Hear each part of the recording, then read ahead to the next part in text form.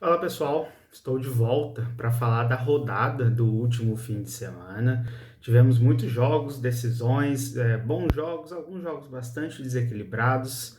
Mas antes de começar a falar de tudo isso, eu queria falar para vocês novamente do Apoia-se do mapa do FABR. O Apoia-se, para quem não conhece, é um site de financiamento coletivo e lá o mapa quer sua ajuda para continuar o trabalho. Eu estou querendo contratar um designer, melhorar as artes, melhorar, quem sabe, aqui também os vídeos do canal, thumb, essas coisas, para fazer cada dia mais conteúdo e conteúdo de qualidade. Então, se você tiver interesse, se você gostar do mapa, clique no primeiro link da descrição. E não se esquece, se inscreve no canal, curte o vídeo, dá um joinha, compartilha, comenta. E bora lá para mais esse vídeo.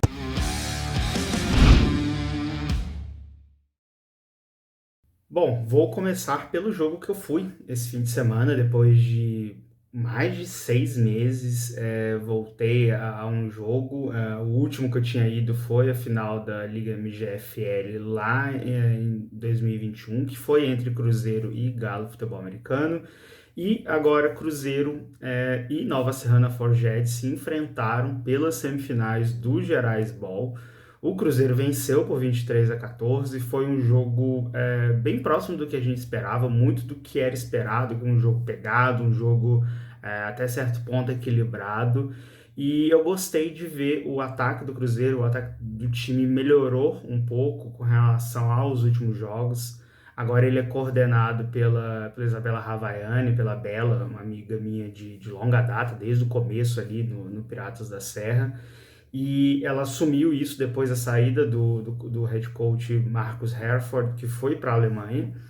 E o time conseguiu desenvolver melhor no ataque. Não foi um jogo de big plays, não foi um jogo assim, de jogadas muito explosivas, mas o time soube aproveitar as oportunidades que teve. A OL ainda é um problema, o Guti sofre muita pressão da OL, mas conseguiu levar o time a mais uma vitória, a mais uma final. O time vai disputar o Gerais Ball contra o Juiz de Fora Imperadores, que eu vou falar daqui a pouquinho. E vale também destacar o Nova Serrana Forgettes, que é um time muito guerreiro, é um time que passa ali é um time com pouca gente por trás para ajudar a organizar, e que tem uma defesa muito forte, tem um jogo corrido que sabe o que faz, eles não fazem aquela a jogada tradicional deles porque eles só sabem fazer aquilo, não, eles sabem fazer aquilo muito bem, eles estão tentando até trazer novas coisas, mas acabam sempre indo para o jogo corrido. E destaque do time, eu acho, nessa primeira fase de Mineiro, sem dúvidas ali o André Vilela, que é um dos defensores assim, que eu tenho mais gostado de ver, é jovem, e tem muito futuro aí pela frente, fiquem de olho nele. Bom, o Cruzeiro, como eu disse, agora enfrenta o Juiz de Fora Imperadores. O Galo vai para o wildcard agora do Minas Ball, que é a fase seguinte contra o Galo Futebol Americano. Desculpa. O Forges vai jogar contra o América Locomotiva e o Tigres, que perdeu para o Juiz de Fora Imperadores, que vai enfrentar o Galo. Falando sobre esse jogo, já pegando o gancho direto, o Juiz de Fora Imperadores dominou novamente a partida.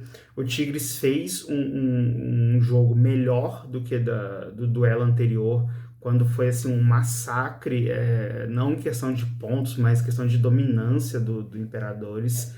E não foi muito diferente no jogo desse fim de semana. O Tigres até conseguiu pontuar, o Tigres conseguiu ter drives com desenvolvimento melhor, mas sempre esbarrava na defesa do Imperadores e sofria muito com o jogo corrido do time de Juiz de Fora, que ali com Caio Franklin, com Bruno Godinho, com Sombra, sempre conseguia avançar muito. As faltas às vezes faziam o time recuar, mas na jogada seguinte estava lá o jogo corrido fazendo seu papel novamente. E vai ser uma final muito interessante. Cruzeiro, FA e Juiz de Fora Imperadores. É um jogo que tem muita história aqui no FA Mineiro, né? Se você considerar que o Cruzeiro é o antigo Betim Bulldogs, né? Carrega essa história. o Bench Bulldogs e o Juiz de Fora têm um retrospecto muito forte. O primeiro jogo em Juiz de Fora de futebol americano foi entre eles, né? Entre o Juiz de Fora Mamutes e o Bulldogs. O Mamutes, ele fundiu com outro time e virou Imperadores. E vamos ver essa final no dia 12, em Juiz de Fora. Acredito que eu não vou estar lá, porque é dia dos namorados e dia dos namorados e dia de muitas vendas na confeitaria da minha esposa, e então estarei lá. Mas ainda vou ver. Bom, partindo para agora, eu vou para São Paulo. Partindo para São Paulo, nós tivemos 4 jogos na SPFL, 3 na Série Diamante e 1 na Série Ouro. O jogo da Série Ouro, para mim, foi uma das grandes surpresas da rodada. Eu não esperava, ninguém esperava ver o São Bernardo Avengers vencer com tanta superioridade o Tatuapé Monsters. O jogo terminou 27-0. Eu postei o placar errado nas redes sociais por causa de um extra point que eu contabilizei errado, mas foi 27-0, não 28-0. O Avengers dominou o jogo por completo. O Cauê foi o grande destaque do ataque do time de São Bernardo. O Monsters não conseguiu imprimir ali o seu jogo, principalmente com o Noé, né? Nos retornos, o Noé teve algumas jogadas explosivas, teve alguns bons lances, mas a defesa do Avengers estava sempre ali para parar, sufocando o QB Afonso e não dando chances de grandes avanços para o time de Tatuapé, São Paulo, né? Tatuapé é um bairro de São Paulo, para quem não sabe. Então o Monsters ali com o Cauê com destaque, né, distribuindo muito bem, a experiência do Cauê tá caindo como uma luva para esse time, que é um time com muitas peças jovens, com um futuro muito bom aí pela frente. Eu gosto muito do Avengers, é o time da cidade que eu fui criado, né, vivi 12 anos em São Bernardo do Campo. E, bom, esse era o duelo, basicamente, dos dois times, dos dois grandes times da Série Ouro, né? Dos dois favoritos para irem para a SPFL Série Diamante no ano que vem. E, basicamente, foi uma final. E nessa finalzinha, aí, nessa mini final, o Avengers se deu muito bem diante do Monsters, que não conseguiu ter resposta para quase nada que o Avengers fazia. Seguindo para a série Diamante, eu estou tentando fazer tudo direto aqui, sem corte, sem nada. Indo para a série Diamante, tivemos outra surpresa. Tivemos ali o duelo entre Ocelots e Celta Guardians. O Celta perdeu, né, de 23-0, e não perdeu só a partida, perdeu o rumo da competição como um todo. Essa derrota, o jogo de Leme já não foi muito bom, venceu o Leme, mas não jogou bem. Levou assim um caminhão de pontos do Vailers, normal, ok, perder de muito do Vailers, mas do Ocelotes foi complicado, porque é um time que parece que perdeu toda aquele brilho que a gente viu. Não é viu, que a gente imaginava, que veio de 2019 e de todo o potencial, né? E aí o Matheus Ornelas falou no vídeo dele dessa semana que o time é realmente muito dependente de alguns jogadores, principalmente do JP e do Branco, né? São os dois ali, os running backs do time, e que eram os motores desse time, que não estão, acho que os dois estão machucados. E isso atrapalhou muito. É um time que tem talento, um time muito, muito jovem, com algumas peças bem experientes, mas que se perdeu o rumo por completo. E o Ocelotes, que não tem nada a ver com isso, que é um time que está buscando se recuperar, teve um começo terrível de competição.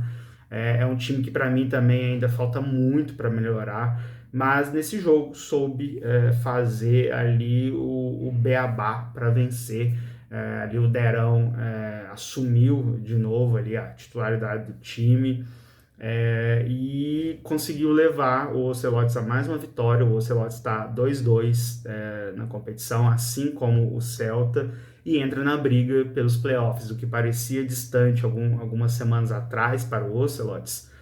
Agora está muito mais visível, né? Então vai brigar ali com Spartan, Celta, para ver quem que vai e, porra, se tudo der certo, a gente torce para que isso seja decidido aí, no mínimo por um critério de desempate. O outro jogo da SPFL era o jogo mais previsível da rodada. Vailers, mais uma vez, passou o caminhão por cima do seu adversário, dessa vez do Santos Tsunami, com menos resistência ainda do que o Celta. Vailers já tá num nível assim tão absurdo que eles já começaram um jogo com um onside kick, recuperaram um onside kick e já fizeram, né, basicamente quase todas as campanhas fizeram touchdown. Mais uma boa partida do Cody, do João Mendes, do Renato Monfort, do Lucas Caravita, que está rodando mais agora no time. E é um time que tem muitas, mas muitas peças no ataque, muitas peças perigosas, assim, que a qualquer momento fazem uma big play, a qualquer momento podem desequilibrar o jogo e o adversário não vai ter muito o que fazer. A defesa continua assim, sem tomar pontos, tomando pouquíssimos pontos por jogo. Segundo jogo que não leva nenhum ponto.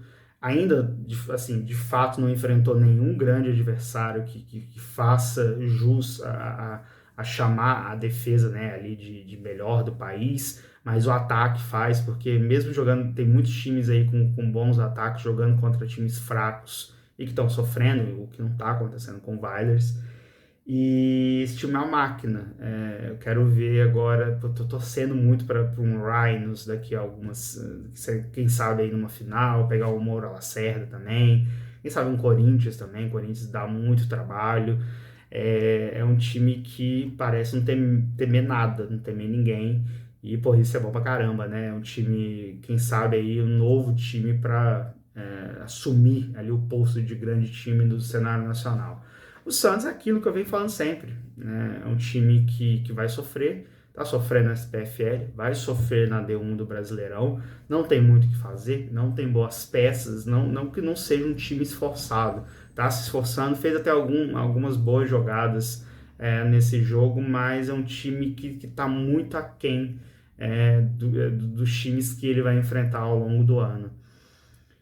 O último jogo da SPFL foi entre Moura Lacerda Dragons e São José Jets. O Jets, assim como o Guardians, teve um começo muito promissor, né? Uma das grandes promessas desse torneio, só que também mingou porque começou a pegar adversários mais fortes, né? A sequência dele, Corinthians e Dragons, não é fácil. Perdeu de 32-0 para o Dragons. O Dragons dominou a partida, o jogo aéreo fluiu muito bem, apesar de alguns erros, alguns drops, assim, que só de olhar, só de pensar já dá um embrulho no estômago. E isso em todos os jogos dessa rodada tiveram assim, jogadas absurdas nesse sentido. Mas assim, o ataque com o Matheus Tremesquim, que é o quarterback principal, com o Renato, que entra ali em alguns momentos, e com o João Randes, eles têm três QBs que entram bem até. O ataque funciona muito bem, né? Passando por Klaus, por Vitor Festuccia. Então, assim, é um time que tem boas armas. O Klaus saiu machucado dessa partida, não sei qual que é a gravidade, espero que não seja, porque é uma dos grandes assim, expectativas para essa temporada, é ver o Klaus saudável. E assim, é um time que agora vai ter o seu grande desafio, sem dúvidas, na temporada, que é o Rhinos. Vai ser um jogão, espero que seja um jogão. E vamos ver até onde esse time vai. Esse jogo contra o Rhinos, ele não é só importante dentro da SPFL, ele é muito importante para definir o resto da temporada, né? Até onde o Moura Lacerda Dragons consegue chegar no Brasileirão, por exemplo, né? Indo agora vamos para as finais, as decisões. Indo lá para o Nordeste, tivemos no domingo o jogo entre Patos, da Paraíba, e Jangadeiros de Alagoas. Foi a final da Copa Nordeste. Teve transmissão no canal da Dux Filmes, que é lá de Patos. E, putz, foi um jogo bom. Eu gostei de ver o jogo. Um jogo. O Patos, boa parte do elenco vai para o Snakes no final agora, né, no segundo semestre para a BFA, e um pouco alguns jogadores voltam lá para o Spectros. É um time que não tinha sofrido pontos, né? Deixou para sofrer todos os pontos na última partida contra os Jangadeiros. Foi 23-7 para os Jangadeiros. E o jogo foi muito dominado pelo jogo corrido, pelo Patos, o Lamarco Crawford, que vai estar no São Bento Snakes, foi a grande peça do time, né? Nesse sentido, conseguiu correr 78 jardas, e todas as estatísticas que eu falar dessa partida, elas vieram de um scout que o pessoal do FA Underline Nordeste lá no Instagram fizeram, tá? Sigam essa página lá se você quer ficar por dentro de tudo ali que acontece no Nordeste. É FA Underline Nordeste, fizeram um scout bem legal. E me economizaram um pouco de tempo, porque é muita coisa para fazer para uma pessoa só. Mas o jogo aéreo não funcionou do Patos, assim como também não funcionou muito bem no Jangadeiros, que teve ali no Douglas Costa a sua grande arma. Ele teve 117 jardas corridas e 2 touchdowns. Foi assim, o grande nome da partida. E assim, os ataques não funcionaram, mas muito, assim, com muitos méritos da defesa, das secundárias, principalmente da secundária dos Jangadeiros, que conseguiu 4 interceptações, uma do Davi Almeida, que foi uma pick six, e 3 dele, né, do Gil Silva, que eu não, assim, eu não sei, ele deve ter me falado, mas eu não estou me lembrando, que deve voltar para o Carrancas agora no segundo semestre, né, para a BFA. É um dos, assim, no Nordeste, um dos melhores defensive backs que tem, talvez brasileiro, um dos melhores retornadores também, sempre é uma arma muito perigosa, né, nesse sentido. E o Jangadeiros venceu com todos os méritos. É um time que não começou bem, melhorou nas partidas seguintes e conseguiu ser campeão no seu primeiro ano, na sua temporada de estreia. E agora é ver o que esse time vai fazer na BFA, né? Tem desafios assim bem grandes, vai ser um dos times, um dos sortudos escolhidos para jogar contra o Spectros. Então é tudo de bom para eles nesse segundo semestre. E eu queria dar um detalhe dessa partida. A partida teve narração, né? Teve transmissão, teve a narração do Marco Aurélio, que é lá de Patos, torcedor do Patos. E, pô, as pessoas reclamando de clubismo, né? Falando, não, a narração é muito clubista, a narração é parcial. Pô, gente, assim, no Brasil tem uma... Eu tava vendo um vídeo aqui agora falando sobre isso, a mania de falar, assim, dessa questão de imparcialidade. O cara torce para alguém, a transmissão é local, a transmissão não é num canal oficial de um campeonato, por exemplo, é muito diferente da transmissão da FENFA que está tendo no canal da FENFA e na da Band Esportes. É uma transmissão oficial, então ali você tem que sim ser imparcial, porque são dois times, os dois times estão pagando por aquilo ali. No caso dali, foi um time que pagou, acredito eu, e assim, pô, o narrador é deles, o cara nem deveria estar ali. Parece que ele ficou brincando a transmissão inteira que ele foi pego no caminho da padaria para comprar pão. Mas é um cara assim super animado, conhece de futebol americano e, pô, é uma promessa. Quem sabe aí não descobrimos um novo narrador, Spectros, contrata o cara. Chama o cara aí para narrar um jogo de vocês. O cara tem um senso de humor muito bom. Tem um sotaque maravilhoso, adoro o sotaque da Paraíba, né? Minha família é de João Pessoa e eu sempre adoro conversar com eles, porque são pessoas legais, mas também porque tem um sotaque muito bonito. E só deixem de ser chatos, a narração é do time, a narração tá na página do time, na casa deles, então a narração vai ser deles. Eu assisto direto jogos do Golden State Warriors em narrações locais, né, lá da Bay Area, e são todas narrações para quem é torcedor do Golden State. Se você é torcedor do Lakers e tá nessa transmissão, você tá errado, você fica quieto, só escuta, bota no mute e ponto. Mas vamos para o Rio de Janeiro. Rio de Janeiro, tivemos a disputa do terceiro lugar entre Vasco Almirantes e América Big Riders. O Vasco venceu por 31-0, mas ainda para mim não convenceu. Venceu, mas não convenceu. É um time que ainda está testando quarterback, questão de running backs, o Carrarini conseguiu jogar bem, mas ainda o Pacquiao ainda vai ser necessário. Eu não sei quanto tempo, qual que é o nível da contusão do Pacquiao, se ele vai demorar muito para estrear, se ele não estreia mais, como é que vai ser isso, porque ele é o melhor running back do país, foi o melhor running back do país em 2019, e o Vasco precisa dele para conseguir bater de frente, né, com seus adversários no segundo semestre.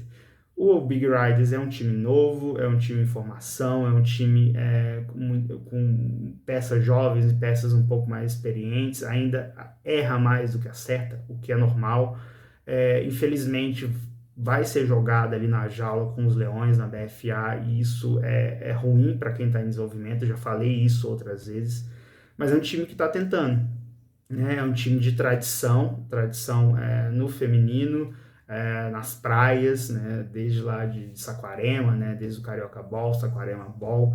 Então, assim, foi um jogo interessante, muito mais para ver o Vasco, para ver como que o Vasco está lidando. A defesa tá ok, né? A defesa tá sendo como ela é, né? Thanos, Gazali, uma galera nova entrando também. Então, assim, a defesa não é problema, mas o ataque tem que se ajustar.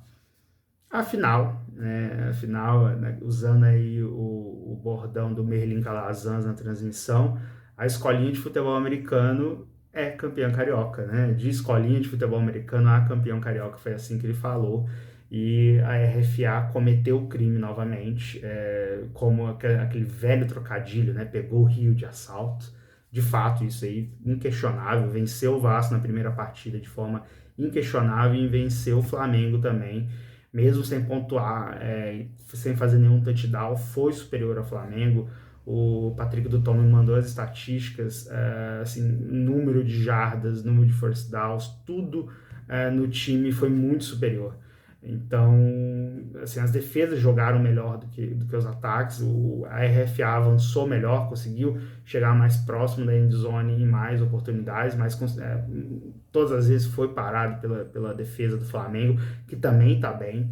E do lado da RFA, né, tivemos ali, são muitos destaques, os irmãos Stutz, você tem o Cox que estava lá, né? O Cox nesse jogo ele foi o Cox, né? Retornou muito bem, interceptou.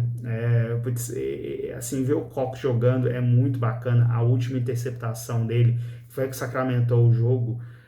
Ele comemorou de uma forma que, tipo, só quem conhece o Cox, né, já vê ele jogando há muitos anos, entende, né? Putz, o cara, ele dá o sangue em todas as partidas, não importa onde ele esteja jogando, não importa se é competitivo ou não, se está valendo alguma coisa ou não, ele tá dando tudo que ele pode, e isso é muito bacana. Agora, o Flamengo mira no Brasileirão, minha expectativa baixou, assim como baixou do Vasco. Ambos vão ser reforçados por jogadores da RFA, né? Alguns vão para o Flamengo, outros vão para o Vasco. Não creio que isso vá mudar muito o panorama do que a gente vai ver no segundo semestre, a não ser que eles tragam americanos. O Vasco eu sei que pode trazer americanos, o Flamengo eu acho que não. Então, né, fazer o quê? Não tivemos uma final entre os dois, acabou ali as chances de termos um Vasco e Flamengo esse ano, quem sabe ano que vem. Mas é isso. Acho que eu tentei fazer um vídeo diferente, ficou com 20, então vai ficar aí com uns 20 e poucos minutos. Deu para falar bem dos jogos, foi um pouquinho corrido, eu acho. Mas é isso, espero que vocês gostem de mais esse vídeo.